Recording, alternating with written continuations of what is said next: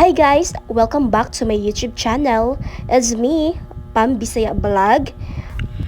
3, 2, A day 1. in my life guys. Kay day off man today. So Friday ra gyud ako ang day off. Day off ra gyud ko makapahuway or makabat sa ako ang angay nga buhaton. And then na ako extra income guys.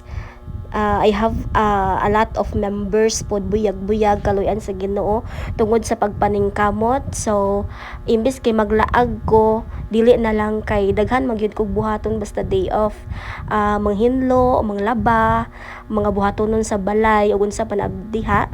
Then after sa buhatonon sa balay guys is mag-incode na pud ko sa akong members.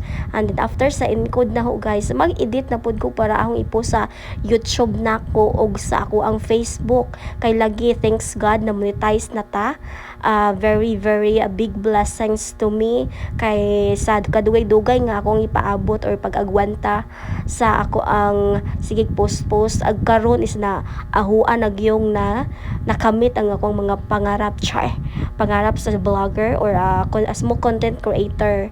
Yes, and then karon guys is day off, so maningkamot na lang ta edit sa tuong mga unsay nga na vlog kay wala magyud tay lain nga kanang saligan or walay lain mo tabang kundi ato arang kaugalingon mo ng ato ang paningkamutan nga mabuhat nato tanan as our kanang extra income or unsa pa nang gikabisihan nato, no?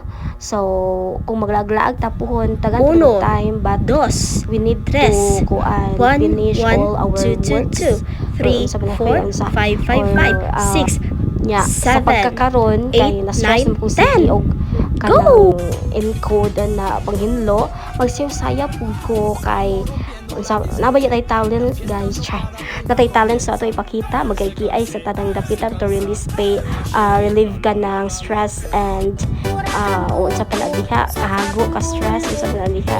So the best exercise baya pud ng pagsayaw-sayaw makatabang pud sa ato ang kalawasan.